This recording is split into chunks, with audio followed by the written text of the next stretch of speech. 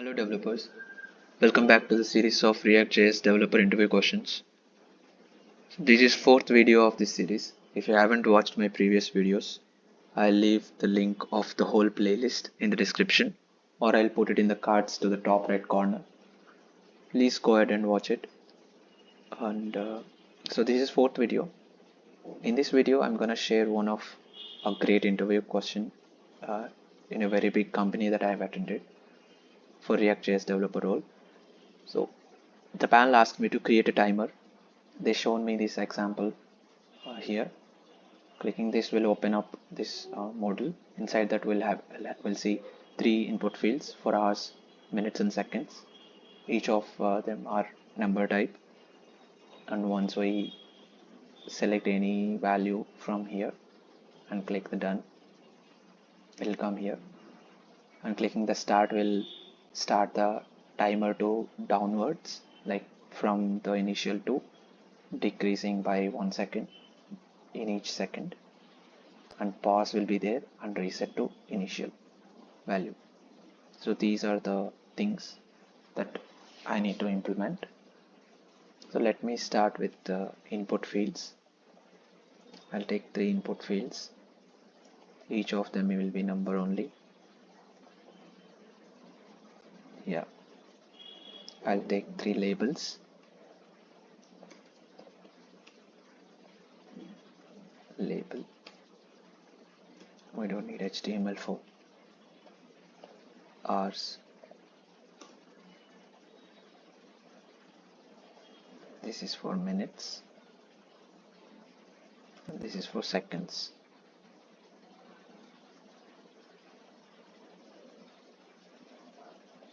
Okay. Let me put it in a div element. I'll create separate divs for each input fields here.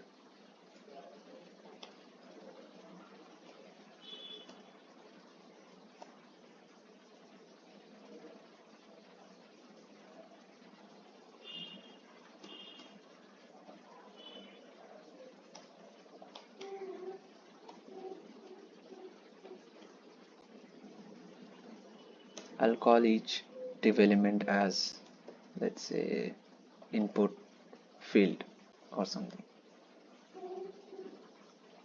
This is for applying CSS only. Currently the UI looks a little bit odd, and so now the input field is, class name is there. I'll go to app.css. I'll say display flex direction column,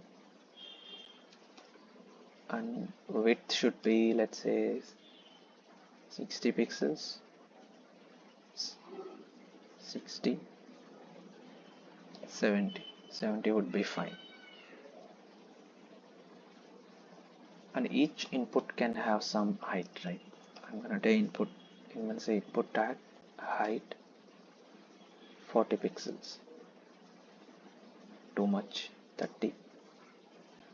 Yeah, 30 would be fine.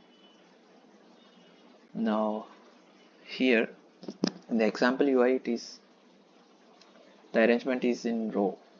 So we'll take another div. All of these input field div elements are inside this parent div. We'll call it as, let's say, container.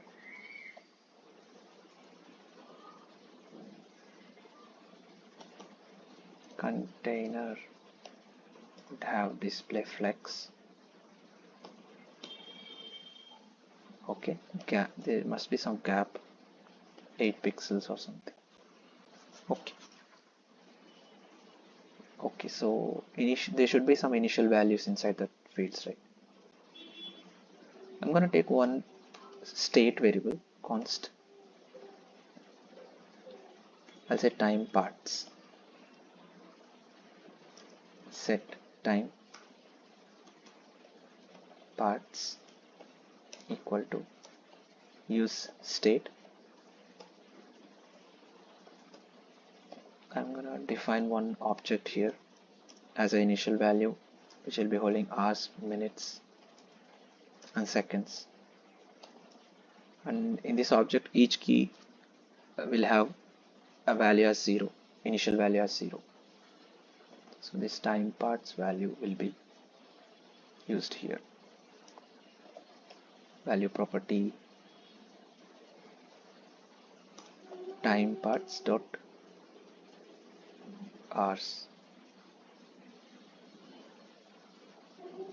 The preview is not working for some reason. Why? Okay, use state is not imported. Okay.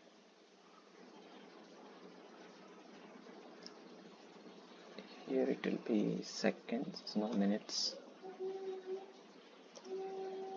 This will be seconds.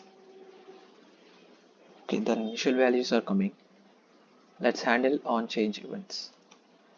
Const on change fields.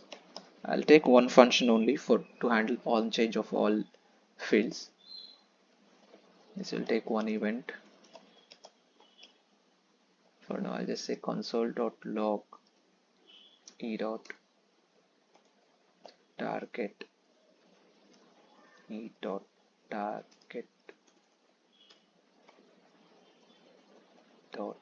value. These on change fields. On change.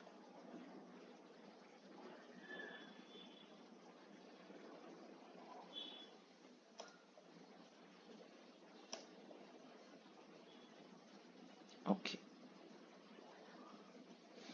Error. It says E implicit has any type. Let's see, quick fix. No. So we can determine the type from here. On change is of type what? Is of type array. React dot change event handler input.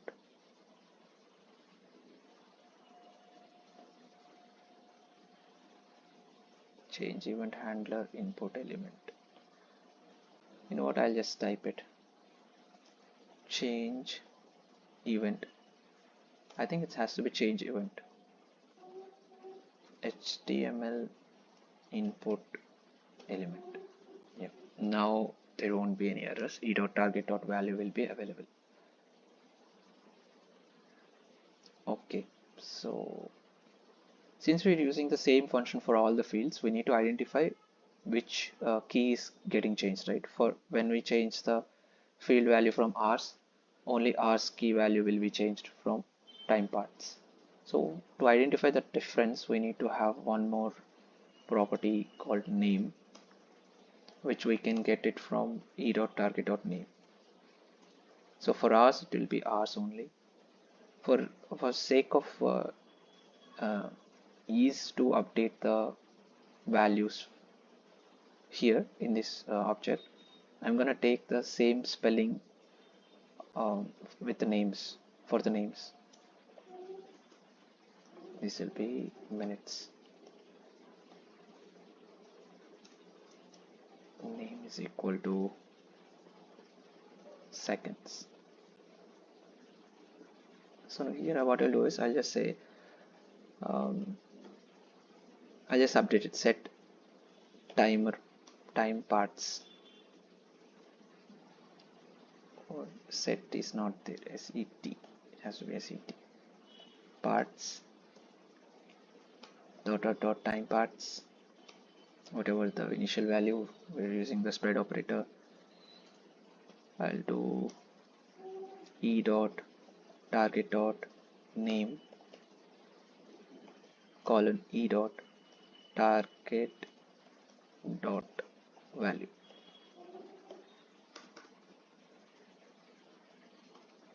Okay. Okay.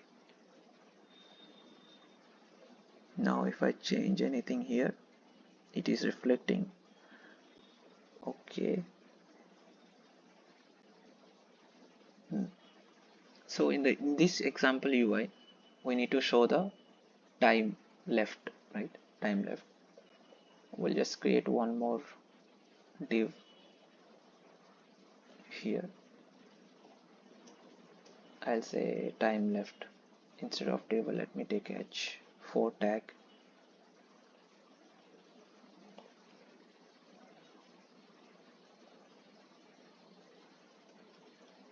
Time left would be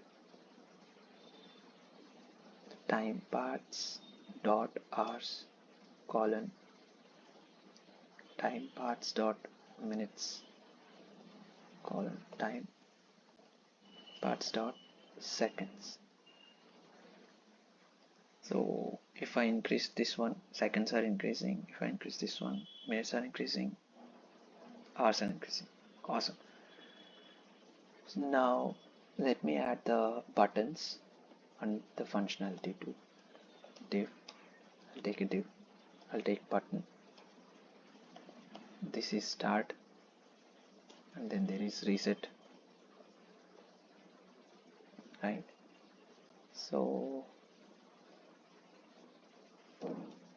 to make the clock running, I'll take one use state. Let's say is running or something. Set is running.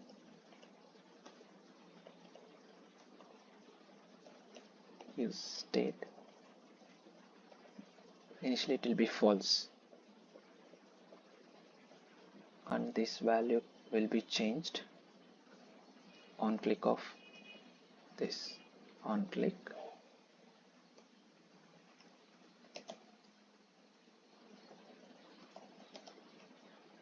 set is running to not is running. Whatever the opposite value is there, we'll just set it, and we'll just use the is running value. Is running. If it is running, we'll just say pause. If it is not running, we'll just say start. I'm using ternary operator here. So since we are using the same button for start and pause, I'm trying to implement the same thing. If I click the start, it will be pause. Yeah. Now that is working. Next thing is we need to have the logic to, like, when we increase the time, it is increasing, right? The time left is increasing. When we click the start button, this should be like counting downwards. We need to define that logic. So for that we need to have one more state variable to hold the total time in any kind of units, like minutes or seconds or something. I'm gonna take the seconds only. I'll just say const time left is equal, comma, set time left use state, which is initially 0. I'm assuming that time left will hold time in seconds. The unit of time left is seconds. 0 means like there is no time left, 0 seconds are left. If we increase 1 second or something, anything, so time left is 6 seconds are left. So if we increase 1 minute, which means 1 minute is 60 seconds plus 6 seconds is 6 seconds. 1 minute 1 minute 6 seconds, which is 66 seconds are left. So time left will be holding 66 seconds. And when the start button is clicked, this time left will be counting the seconds downwards, like 66, 65, 64, something like that. So we'll use effect for that. Use effect.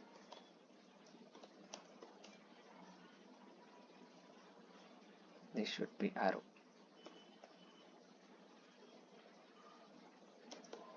Dependency array. I'll just take one variable interval, and interval is equal to, what do I say, interval is equal to set interval. So this is the function which will be executing in each second. So 1000 is like 1000 milliseconds here. for each 1000 milliseconds 1 second will be decreased from time left. Set time left,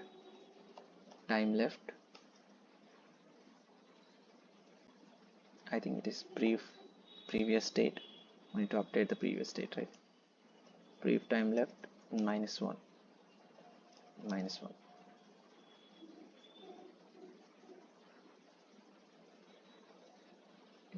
Declared but it's never used. Okay, interval type definitions. Wait. Interval. Okay, I think we need to have what is it saying? Interval is never used. Control C, Control V. Okay, yeah, I think that is okay. We'll just unmount it so that the UI will reflect the changes. We'll use clear interval.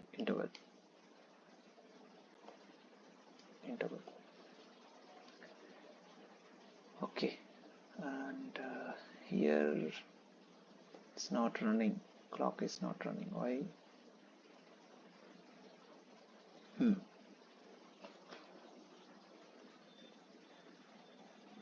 Okay, are we displaying the time left here? Time left. Okay, here I'll just say time left -1, -2, -3. Okay, now that the timer is decreasing, we need to control it based on the is running status. So what we'll do is we'll just say if is running, then do all this.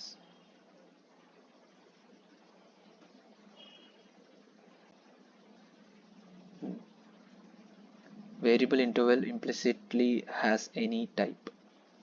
Okay, let's infer some type definitions for interval. Okay, now it's good, and the time left is okay. Let's start. It is pause. Okay, it is not showing. It's not showing because the use effect is not affected by any dependency here. We need to have the dependency. Like whenever is running is changing, the use effect should be detecting the side effect and then do the logic. If I click the pause, it is paused. If it is start, yeah, it is running. Let's implement the reset also.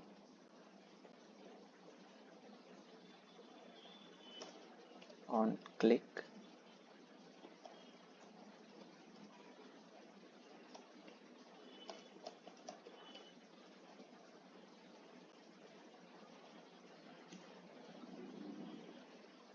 set time left to 0, set time parts to so let me reset to the initial value, whatever we have here.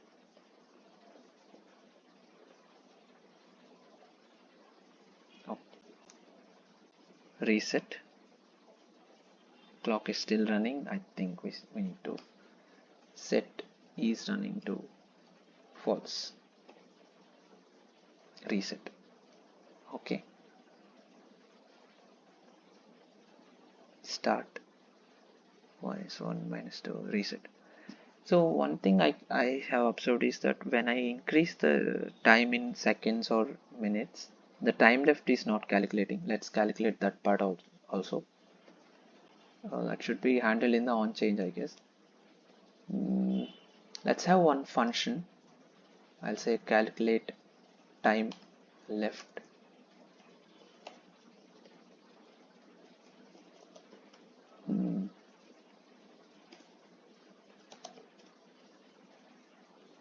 This will take one argument which is of type time parts. So this is of type this one, right? I'll just use one interface to define one type for time parts. Interface I time parts. it should be this number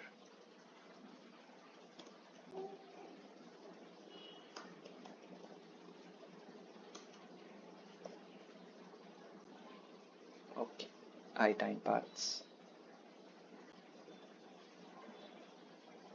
This is of type I time parts. Okay, now for each hours that we keep here, we'll be having some seconds. For each minutes we'll be having some seconds.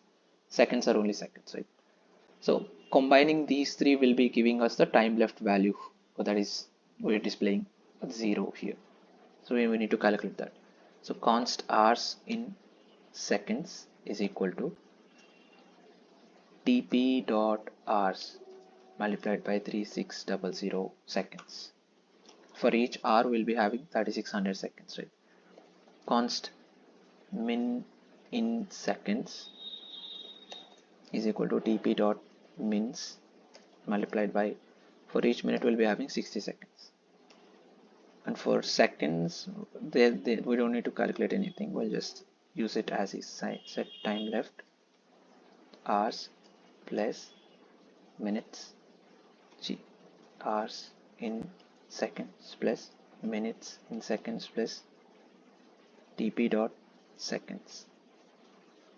Okay, now let's see if we are increasing something. Okay, we need to calculate the time left, like we need to call that function here with the updated value. I think we can have one more updated time parts tp is equal to this one. I will just use updated tp to update the state and also to calculate the time left. Okay, time left 1 or something, it's going minus also, we'll handle the validations later. Yeah, I think it's calculating correct. No,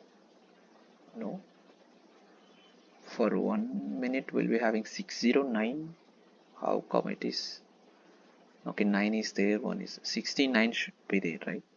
Should be 69 seconds, not 609. What's happening? On change we'll be getting e dot target dot value. Okay, and this e dot target dot value is of type string. Okay, we need to convert this to number because explicitly the event handling will give us the value of type string only. So we'll just convert it to numbers. Let's see now. 70, that is good. 2 minutes 10 seconds, that is 130 seconds. Yeah, now it is working fine. And if I click the start, it will count backward. 129, 129, 127.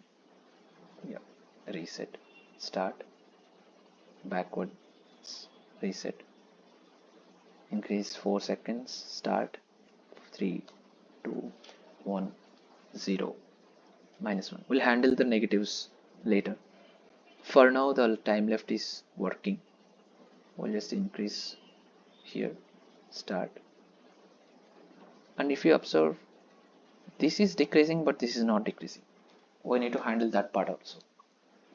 So whenever there is a change that happens in time left, we need to reflect that change in the time parts also. What we'll do is we'll just have one more use effect. Here this time the dependency will be time left. Whenever there is a time left change happens, we need to calculate the time parts. And so time left will be having all the seconds, right? Like all the seconds that are left. We need to convert this, we need to like get the hours parts, hours part, minutes part and seconds part from this whole time left. So to get the hours left, we'll use the reminder approach that we have took in my previous video. My previous video was to calculate the to create a timer instead of doing a instead of doing a timer, we created stopwatch in my previous video. I'll leave the link of that video in the description. Please watch it, and the logic is explained clearly there. I'll do the explanation again here also. So to calculate the hours that are left, we'll use the reminder approach. Okay. So um, for each hour, we'll be having 36,000 seconds, right? So to converting seconds to hours will be like whatever the time left is there, that number divided by 3600, and we might get some floating numbers here. We need to use the math built-in module. So there is a function called math.float to get the lowest possible integer of a floating number. We'll use that. So const hours is equal to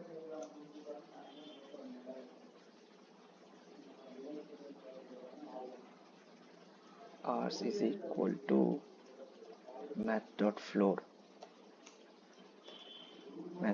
We have using math.float, time left divided by 3600.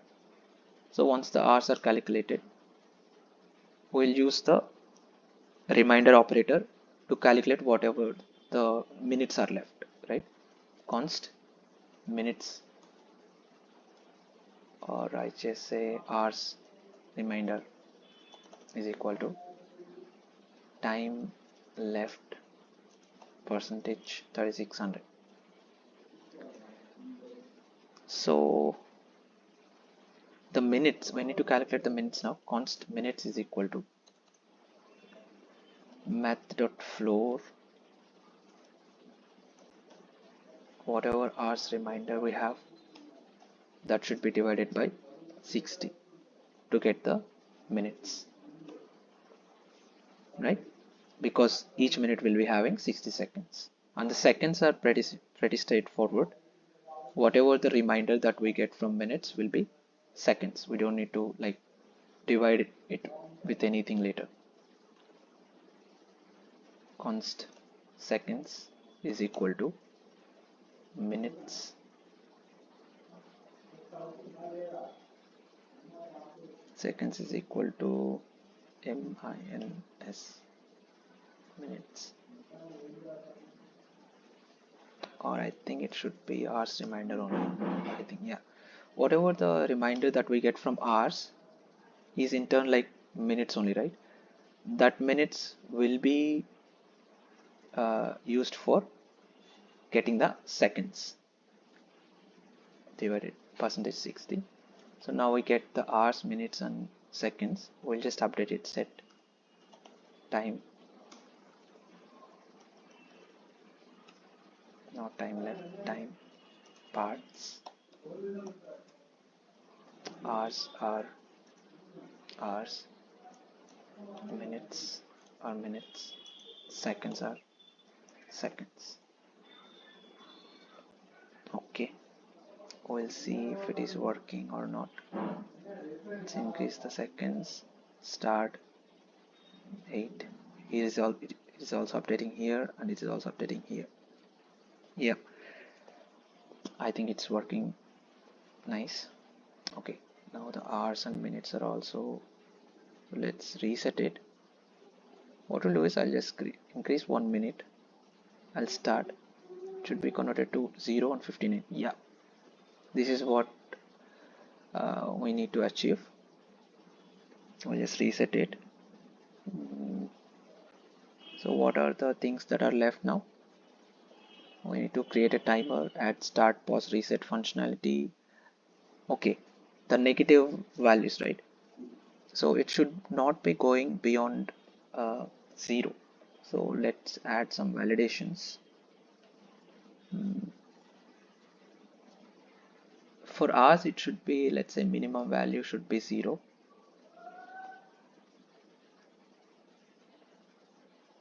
Min is equal to. Okay, save. It's not going. Okay, it's not going beyond 0. That is good. And max, let's do the max also, max to 99 hours or something. Okay, for minutes it should be 0 for minimum, and maximum should be 59. It cannot exceed 59, more than 59, right? For a single hour we can only like have 59. 60 minutes, I know, but when we get to 60, it shouldn't be displaying 60. The hours should be decreasing. It's similar to the seconds also. Minimum 0 and 59 seconds. Maximum can be displayed. Save. Now if I increase, it is increasing. If I decrease, it's not decreasing beyond 60. That's good. And now if I start, 3, 2, 1, 0, minus 1. Yeah. The interval is going beyond. The set interval function is running beyond 0. Now we need to handle that validation. Let's see.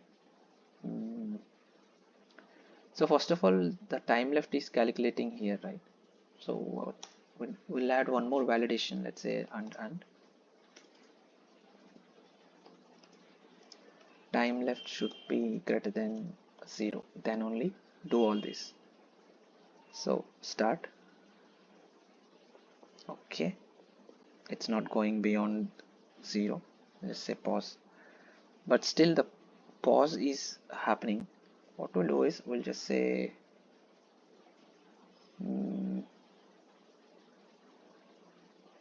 I'll say else set is running to false. Start. Yeah, it's not starting. I'll increase something. Start.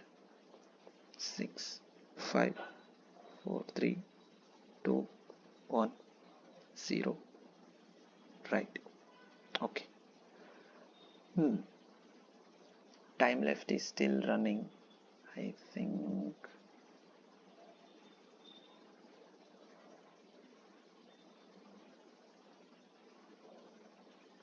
it's not, like is running is not going to false here. Okay, we have one more dependency, right? We'll just do one thing. If time left is less than or equal to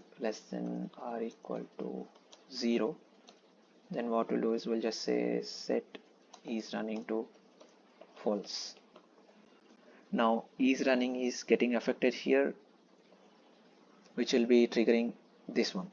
So let's see, reset, increase something, start, 5, 4, 3, 2, 1, 0. Yeah, it's reset to, it's reset to start now. Yeah, I think that is it.